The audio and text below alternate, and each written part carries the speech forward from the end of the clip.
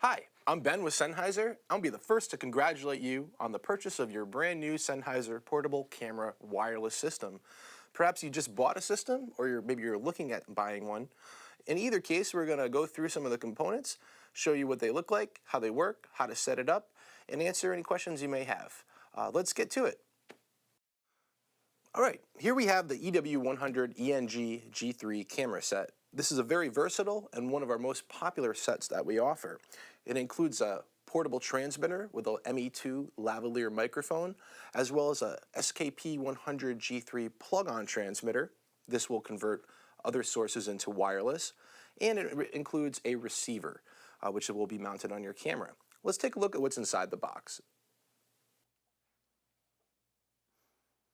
All right, taking a look at what comes inside the kit, we will open up the carton and slide out the inner carton. On top, you'll have the instruction manual and associated literature. We'll put that to the side for now. And we'll take a look. We have two components here which look very similar, but they are pretty different. This one is the transmitter.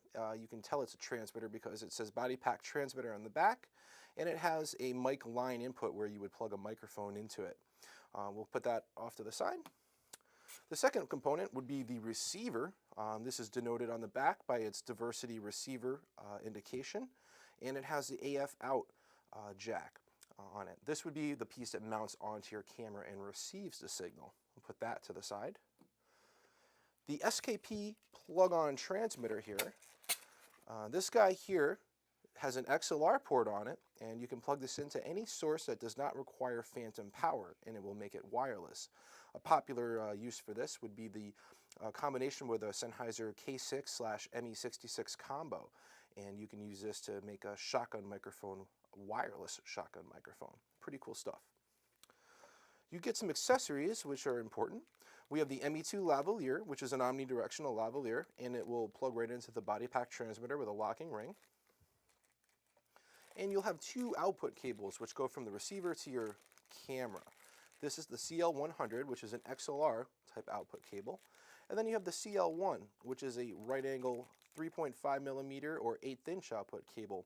This is mostly used for consumer cameras or those that have this type of jack. You'll also get the CA2 camera shoe adapter. This is a hot shoe mount, which just provides a physical way to mount the receiver on top of your camera.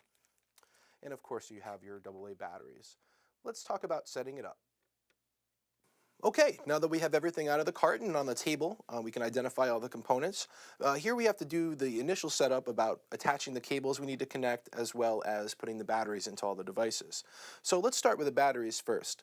The body packs simply open up by pushing the two tabs on the side, and you take your two AA batteries and insert them as the diagram shows. Nothing should power on at this point. If it does power on, please turn it off, and we'll get to that step in a moment. Batteries are in the two body pack transmitter and the receiver. I'll take the plug on and I'll slide the door out here, and we will also insert the batteries into the compartment. All right, that's pretty straightforward. The next step would be to assemble the lavalier and get that ready for usage. We have the lavalier here as it comes. You have a little clip that comes with it, and this clip is kind of a spring-loaded deal. So this is the ME2. There are different types, but they work pretty much the same way. We'll insert this around the microphone body and let go, and it'll clamp it. And then we have a little top hat kind of windscreen here. Looks like a little dome, if you will. And this is simply a pressure fit on top and helps prevent against unwanted wind noise or plosives from your talent. Once that's attached there, we're pretty much good to go on the lavalier. Now we can plug the lav right into the pack that we need it to. They look very, very similar, so we're going to have to take a look here. On the back, it's body pack transmitter, so that's the one we want. You want to make sure you plug this into the transmitter, of course, and not the receiver. So I will take the tip here and plug it in. I will tighten down the knurled nut just snugly, don't have to crank it too hard, and that is considered set up, ready to go. Lastly, we're going to take the appropriate output cable. I have an XLR based one here and an 1/8 inch one. Depending on the type of camera you're about to hook it up to, you'll have to choose the appropriate cable for your camera. Let's use the 3.5 millimeter and we'll put it right into the receiver, into the AF out jack. Same fashion, plug it in and just kind of tighten it down until it's snug. Now on to the actual setup of the internals of the receiver and transmitter. All right, in order to attach the receiver to the camera that we're going to use, we're going to need to put the CA2 shoe mount inside the belt clip of the receiver, and we're going to take this whole assembly now and slide it into the camera's hot shoe mount like so. Once it's in there, you'll just tighten down the wheel underneath in order to snug it up. Next, we're just going to plug it into the side. All right, in order to make our audio connection to the camera of our choice, we are going to take the attached audio output cable. In this case, it's the CL1 3.5 millimeter or 1/8 inch, and we'll find the camera's microphone port, and we'll simply insert it into the side. For an XLR type of connection for the audio, we will use a CL100 cable, and we will plug it into your camera's XLR input like so. Okay, we've made the necessary connections and attached the receiver to the camera that we're going to use. Now everything else is off. What we're going to do is open up the flap and turn on the receiver. So simply open up the flap, press the on-off button one time, and the receiver will come to life. After a brief welcome screen, you're on the main operating screen. We'll show you really quickly what the screen is all about. You've got your battery level over to the right. You've got your RF and AF meter. The RF and AF meters indicate how much signal that you're getting. RF is radio signal, like bars of reception on your cell phone, and AF means every time you talk, it'll visually show you how much signal you're getting. There are different screens that you can cruise through on the front here by pushing the up and down arrows, but essentially they all show you the RF and the AF and the important things like the battery indicator at all times. What we're going to do next is to press the set button one time to get into the menu. Now, inside the menu, you'll have a bunch of different options like squelch and sync, exit, advanced, auto lock, AF out, name, you can name it if you want, frequency preset. What we're looking for is the easy setup. So you can scroll up or down until you find easy setup. We'll press set one time to select that menu option. And inside the easy setup menu, there are three different options. There's current list, scan new list, and exit. There's also a reset list. What we're going to use is the scan new list. So two things to remember, easy setup and scan new list. I'll hit set to confirm that we want to scan a new list, and it's going to go through approximately 1,680 frequencies and see what's going on out there in the RF environment. It's a wise idea to do this at every shoot that you're going to do because the environment can change from where you're at home or your studio to where you're actually doing the shoot. After about 60 seconds or so, the bar will complete and it'll come back to us with a report on what's open for frequencies. All right, the scan is completed and the receiver is now coming back to us and saying bank 2 has 12 channels free. Because there's a maximum of 12 channels in each bank for this particular series, 12 is a great number. That's every channel is free. If you're using more than one camera system in the same frequency range, you'd want them to be on the same bank number but different channels. You can scroll through if you wish and see all 20 banks and how many are free. Any of them with a 12 on it or 11, or honestly, as long as there's more than one free, it'll work and be fine. So there's a lot of channels that we can use in this particular environment. What we're going to do is going to select bank 2 and a channel underneath it. So I'll highlight bank 2, I'll hit set. Now it says bank 2.1 or b.ch, bank.channel. The frequency is displayed underneath what it actually is, and it's a preset. So we can do a 2.1 or 2.2 or whatever number you like. It really doesn't matter because we know that this channel is free. So I'll pick 2.3 just because it's there. Press set, and now it's stored. We have effectively scanned out a free channel and tuned the receiver to that free channel on this particular device here. What's left now is to sync it up to the transmitter. All right, we've locked in the frequency on the receiver. Now we have to put that same frequency on the transmitter that we're going to use, whether it's the body pack or the SKP plug-on transmitter. So we're still in the easy setup menu. We have to get back out of this menu. You can either find the exit by scrolling up or down, or you can hit the on-off button as your escape key to kind of get back out. We're going to hit exit here with a set button. Now we're at the main menu, and we're going to look for a menu item called sync, S-Y-N-C. So we can scroll up or down until we find sync. There it is. What the sync function does is it actually has an infrared transmitter which beams the frequency over from the receiver to the transmitter of your choice. Let's take a quick look at the transmitter. The transmitter is the same kind of thing, and we'll power it on with the on-off button. If you look here, there's an infrared window, which is kind of a purplish colored plastic on both the receiver and the transmitter. When we activate the sync function, we want those to be in alignment so that you can infrared beam over the information. So we're on a receiver here, we find the sync menu, and what I'll do is I'll hit set. It's waiting now with a sync logo for us to line these two windows up. And if I do it like so, you should see a check mark. A check mark means that we've successfully synced up the transmitter to the receiver, and they should have the same frequency. We can confirm this by the RF light is now lit green, meaning that we have RF.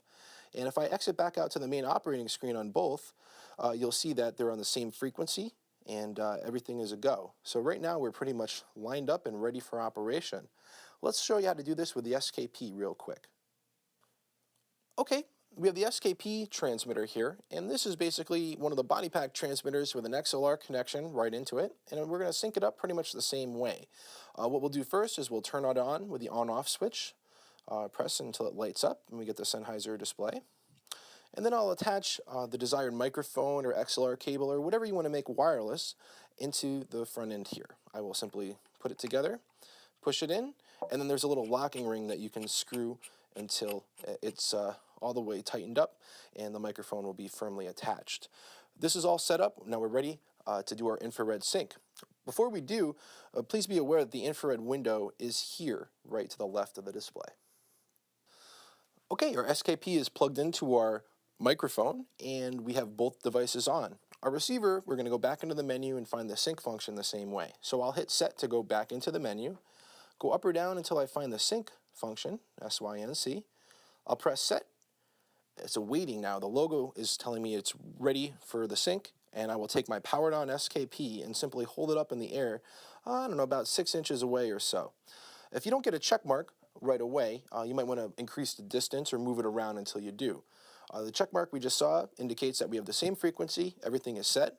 RF light is indicating we have active RF or radio activity on that channel and we're good, but you have to make sure that there's only one transmitter on at a time. You cannot have the SKP and the body pack with like the Lavalier, for example, on the same frequency, powered on, transmitting at the same time. It will not work that way. So it's either one or the other, but you do have the option to use both. If you do want to use more than one microphone, you simply have to get another receiver to catch that signal simultaneously. The next thing we want to discuss is the levels of the system. There are two different levels or volume settings, if you will, on the receiver and the transmitter. On the receiver, we have the AF out function. AF out determines the master output volume, or your overall output volume, before it reaches your camera. Since every camera is a little different, the AF out is completely adjustable, and it will be tailored to whatever camera you're using. So we'll hit the set button here to go into the menu, and we'll find the AF out menu. The AF out menu here, and we'll hit set to go in. Factory default for a camera system should be about 0 dB. This is a pretty good level to start with an XLR connection, and you can try this to see how it works.